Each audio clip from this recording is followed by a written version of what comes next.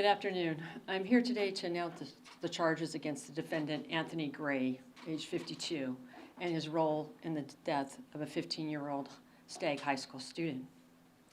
On Monday, April 18th, Stockton Unified School District Police Department and the Stockton Police Department responded to a call at Stagg High School. A 15-year-old student was on campus when they were approached by the defendant. He allegedly stabbed the victim with a knife before being taken into custody by Stockton Unified School District police officers. Today, the defendant was arraigned on the following charges. Count 1, murder in the first degree, violation of Penal Code Section 187(a). Special circumstance, Penal Code Section 190.2(a)(18), to wit, torture.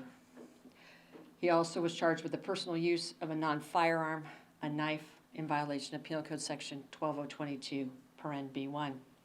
He was further charged with corporal injury to a child, in violation of Penal Code Section 273(d)(a), infliction of great bodily injury and death from the personal use of a non-firearm, to wit, a knife.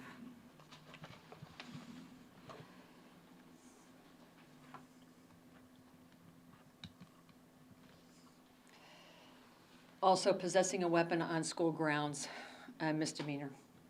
Defendant was remanded into custody and will return before the court of the Superior Court of San Joaquin County on May 16th, 2022 for further arraignment at 9 a.m.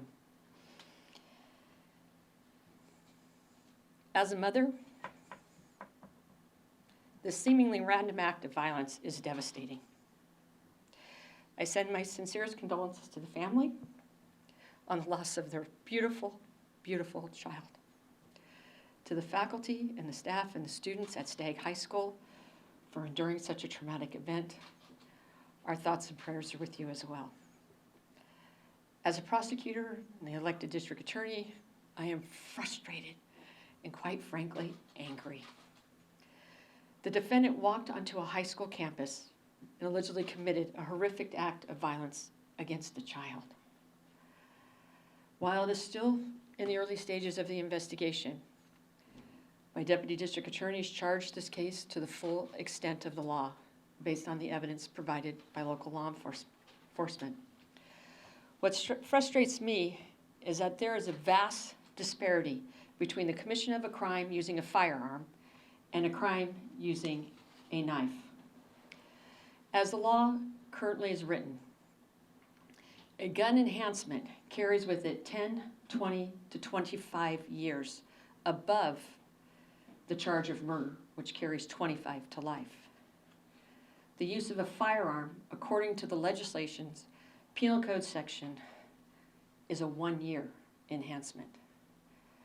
That disparity is wrong, and it must be changed immediately. Anybody using a knife resulting in the great bodily injury or death of another should have the same consequences as an individual using a gun. That enhancement, that law needs to be changed now. In addition, there is not a special circumstance in the Penal Code to increase penalties for crimes committed on school campuses. How can that be? Every day, as parents, we send our children from Head Start to preschool, to elementary, to junior high, high school, and beyond. And on that campus, not only do we guarantee our children an education, a place to develop friendship, lasting friendships, but we also guarantee their safety. And when evil walks amongst that campus, that evil individual must suffer the ultimate consequences. There has to be an immediate change in the law. Right now, not next year or the year after, right now. People are in Sacramento making bills as we speak. Make this bill now. Change that anybody that comes onto a school campus and kills a child automatically will be sentenced on a life without the possibility of parole, will receive a special circumstance. Ensuring our public that they will never walk amongst us, because there are some people that cannot be amongst us.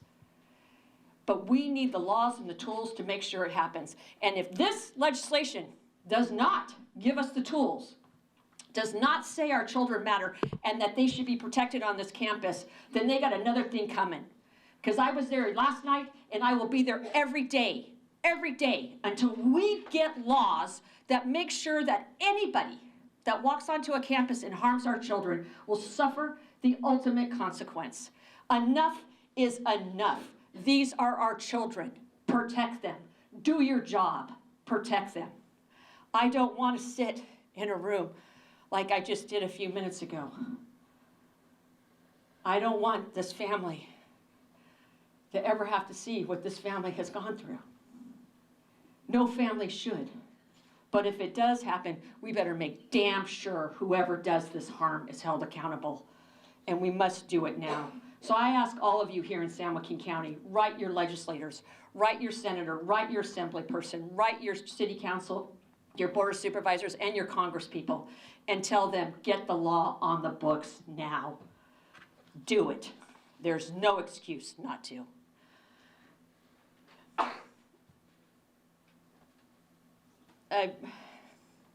I want to thank some people today because what happened should not have happened. But they're on our front line. That's our teachers, our police department, our Stockton Unified School District Police Department, our staff and students at Stagg. They should have never had to see this. They should have never had to endure it, and they shouldn't have lost their good friend. She should be here with us today.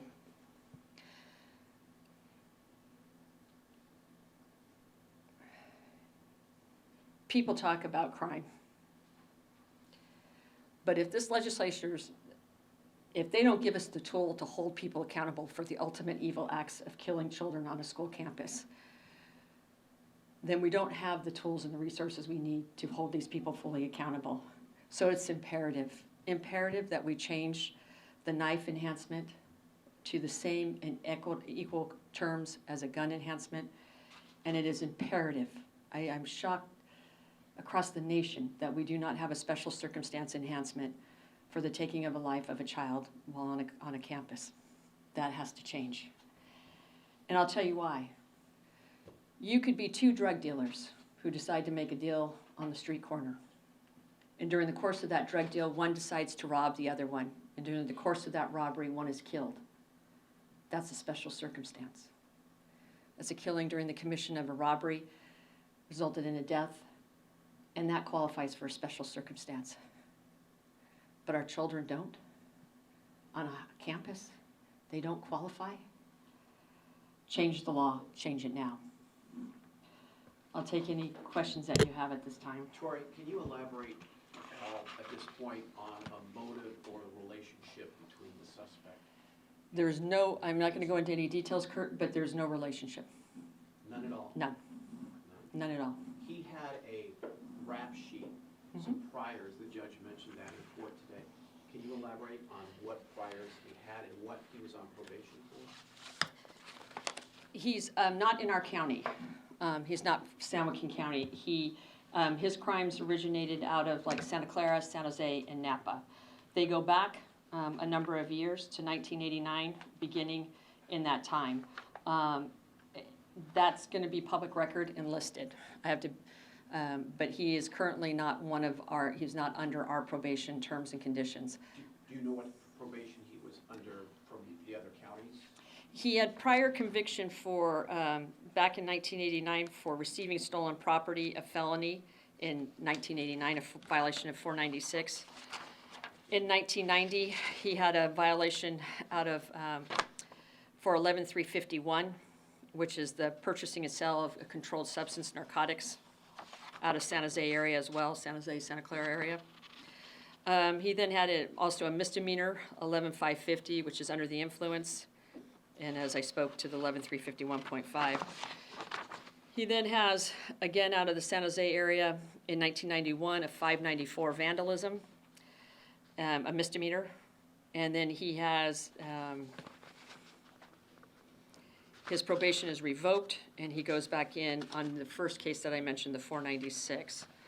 He then comes out, and he, in 96, has some more violation of probations. He's sent back to prison, and in 8, he is convicted of a 4502, paren A, which is he's in prison in possession of a firearm, and he goes, an additional term is there. And he also has a battery on a prison guard, prison officer. He also has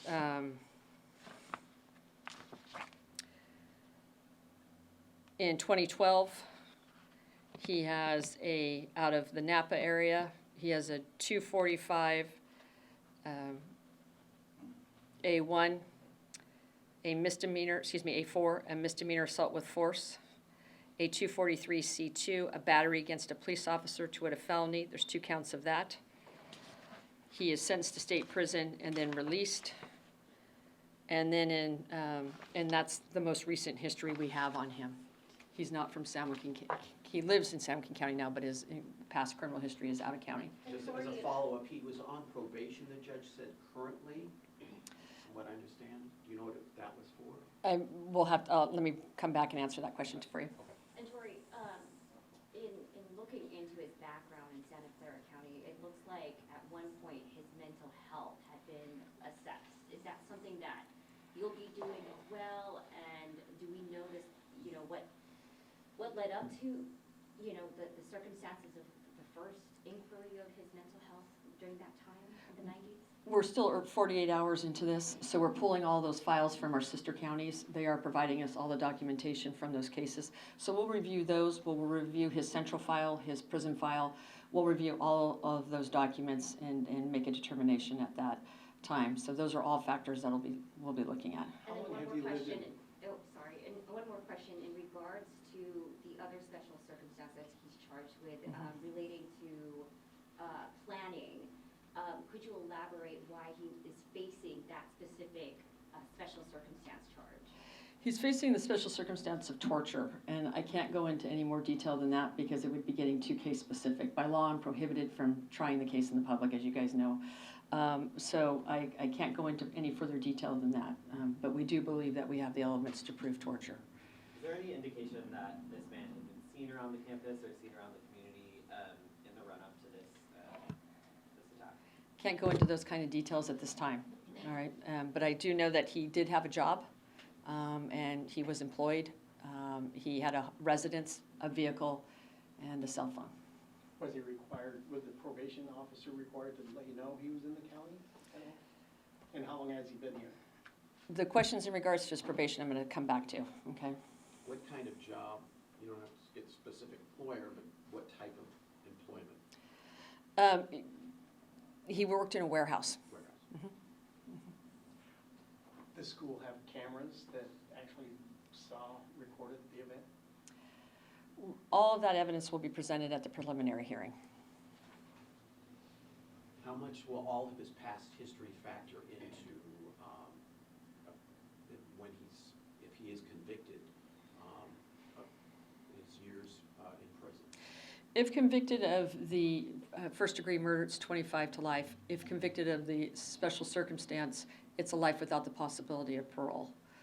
And then the gun enhancement is 1 year. The same goes for the child cruelty. It's a 25 to life case plus the special circumstance. So he's looking at life without the possibility of parole. Do you have any message to the community after this attack that has, rocked not just parents at Stagg, but parents throughout Stockton and San Joaquin County? As a mother, we drop our kids off at school every day, and we race back there to pick them up. And this should never happen. This should absolutely never happen. We have to do more to protect our children. So we have to look at security mechanisms within our campuses to ensure the safety and well-being of the students on campus and the faculty and staff. We have to look at the security teams that we're hiring to work on these campuses to ensure that they have the safety and wellness and training in order to prevent a crime from occurring. We have to look at bringing back, school resource officers on campus as well, increasing that opportunity to have more people on site to be a deterrent for it. We have to look at, we have to look at every tool and resource we have. We take this, my office is tough on crime. They're going to hold people like this accountable to the full extent of the law. And I guarantee that to our community. There are people that cannot walk amongst us because their inability to function in a manner that is safe for others. And those people are fully held accountable in my office. We have about a 95 to 98% conviction rate. And we use every tool and resource we have. But when we have laws in place that don't protect children but protect drug dealers, then the law has gotten out of control. And so we have to change the law to ensure that any crime that occurs on a campus receives at least a 25-year enhancement above the charge that is there, or better yet, a special circumstance created for this, because we have to protect our children. But more importantly, we have to make sure it never happens. So we have to invest in resources to do intervention, prevention, mental health, substance use, things like of that nature. We have to work on healing our community because this affects all of us, but none more so than this family. And they did not ever deserve what happened here. And so we're going to have to use every tool and resource we have. We can't rely upon old policies and procedures that failed and got us here. We're going to have to think about what we can do as an entire community. And those are, first and foremost, giving me the law and the tools to hold these people fully accountable for the rest of their lives, as well as healing. And so we're putting Victim Witness, Family Justice Center, most of our community-based and faith-based groups are over at the campus working to help. The Stockton Unified School District's done an outstanding job making sure that resources are there for the students. We've had comfort care dogs, counselors available. These are just kids. They should have just gone to school that day. It should have never happened. So there are sometimes people that are just evil that walk amongst us. And we're going to have to use every tool and resource to make sure we find them and prevent them from causing this kind of harm ever again. But if this harm occurs, I need more tools. And if you want, I'm fighting evil. I need every tool I can get. And that's what we're going to use. We're going to insist on this law. And we're not going to stop until we see it. I guarantee this community that we will fully hold this individual accountable as the law allows us to do. Tori, let me ask you, we've seen some of the shootings and other attacks in Stockton since the beginning of 2022. And without speaking to motives directly, since I know you can't go into detail, is there any question of whether this is connected to any of those past attacks that we've seen this year? No, we have had no indication that there's any connection to any of the prior homicides that we've had. What we have seen, though, is in 2018 and 2019, by working collaboratively with peacekeepers, ceasefire, advanced peace, law enforcement, community-based and faith-based organizations, we were able to drop homicides by 40%, one of the largest in the nation, let alone in the state. And COVID came, and none of us knew. We thought this was going to be 2 weeks. It turns out being 2 years. During that time, homicides spiked in 2020, and we saw the spike not so much in organized crime, but more so in family violence. We saw 15 homicides related to family violence, child abuse type of cases. We usually average 0 to 2. 0 is the goal, obviously. So in 21, we put a lot of resources into healing families. We were in neighborhoods. We relied upon our CBOs, our faith-based, to help us with this outreach, and we dropped the homicide rate 30%. Only 2 counties in the state of California were able to do that. We were one of them. In January, our homicide rate was 50% what it was in previous years. Then February, March came, and we saw a spike. Most of it is not organized crime. Some is, and I have every tool and resource. I can use probation, parole. I can do searches. I can hit houses with search warrant SWAT. I can use all the technology and equipment I can to target. I know where Norteños and Crips and Bloods, and I know where they're at, and I know how to handle those kind of cases, and we can curve the crime back down. This kind of crime is so random that there's no way to predict that it would occur or to even begin to offer an explanation to you as to why it occurred. It is just senseless. It is maddening, and it is an example of some of the evil that walks amongst us. And when you encounter these people, you have to have every tool to make sure that they do not come back out into free society. And that's what I need right now. We have enough right now. We'll be able to do everything we can, but we need more. And I think it's time as a nation, we send a message to everybody out there that if you're going to come onto any campus, whether it be preschool to college, and harm a child, we are going to throw everything we can at you, including life without the possibility of parole. We need that law. Is there anything you feel comfortable sharing about your conversation with the family? No, that was private. But I will say this, they are brave, courageous, and they're just very brave and courageous. Very brave. Any other questions? Initially, there were rumors that there was possibly a second girl who was also attacked or chased. Can you clear that up? Was it only the one girl who was attacked? Based on the evidence I have right now, we're proceeding on the charges based upon our victims. So as the case develops, we can always add additional charges. But again, we're within the first 48 hours of this investigation and still doing a great deal of work on it. We have teams out there now doing interviews, and so more will come. And as it does, we'll let you know.